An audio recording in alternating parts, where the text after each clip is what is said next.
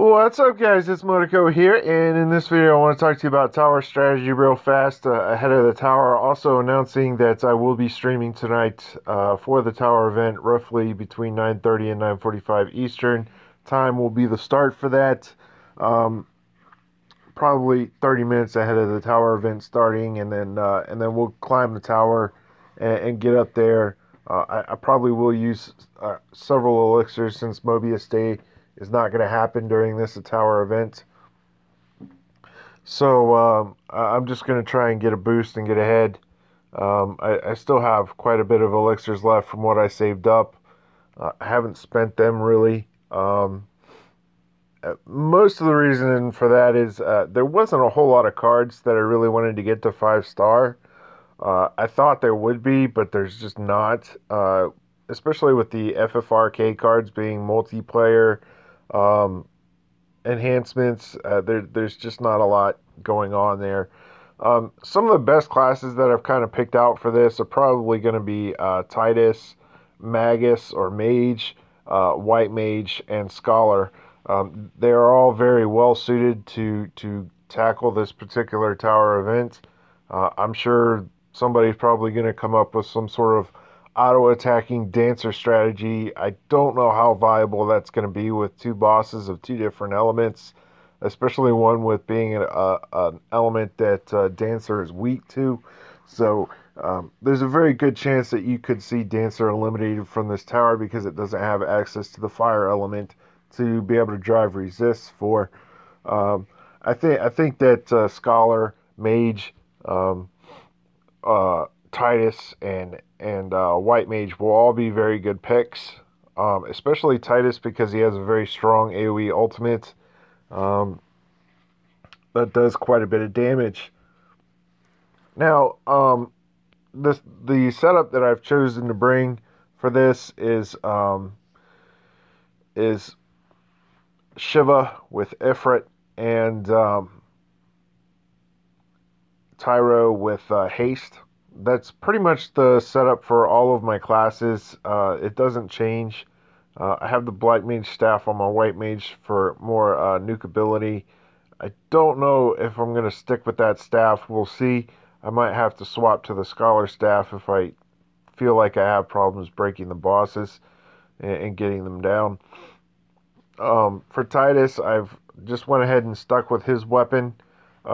His weapon is very good. It has the elemental third strike with the ultimate charger, both of which are very good abilities, and he has decent magic and decent break power with it. So I'm going to go ahead and stick with his weapon. I feel like it's my best option, at least for the time being. Tyro has the Insuna effect, and Enhanced Haste has the time duration with the Heart Orb refund ability, which makes it easier for you to use Tyro. So I feel like these two cards are going to be very good, especially because Tyro gives you the Veil effect with, and we don't know what kind of debuffs these guys are going to be bringing. So I feel like this will be a very, very good setup for you guys to use. The only better setup in my mind that I could think up of is if you have Kieran and I forgot the other card. Hold on just a second.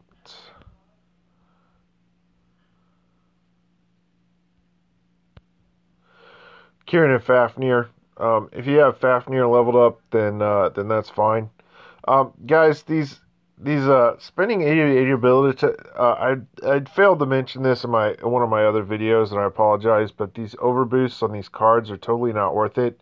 The only thing that the overboost on the cards does is give you more deck levels. That's it.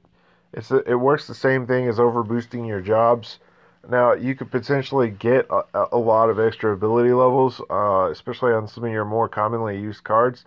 However, the cards change over time, and spending 88 ability tickets just to get one level is just totally not worth it. That's more for like the super mega whales who want to sit there and buy ability tickets left and right. I mean, to get one ability level on a card, it costs, I don't know how much. It's a ridiculous, obscene amount. Um, Hang on just a second. So 88 ability tickets is like 6,000 magicite. So it'll cost you 6,000 magicite, which is what, 40 bucks, 50 bucks, just to get one ability level on a card. That's absolutely obscene. That's ridiculous. Don't do that, please. Don't do that. Um, it's an insane cost. It's really not worth it, especially for these cards that we have in the game right now. None of them are really worth overboosting, except for maybe the force cards. Those would probably be the only ones I'd recommend you overboost at all if you decided to do it. Um, Outside of those, there's just nothing in the game worth it. I'm having a hard time trying to find picks to take to 5 stars because none of these cards are going to be around long enough for really to be worthwhile at 5 stars. Um, anyways, um, hopefully this kind of helps you guys with your tower strategy. Again, I will be streaming tonight, so you can catch my stream and we'll go through it together and try and work through the levels tonight.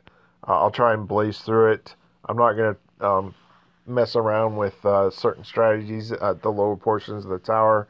I'm just going to use my strongest job and just blow through it, which will probably be on mage. So, anyways, I will see you guys later tonight. Have a good day.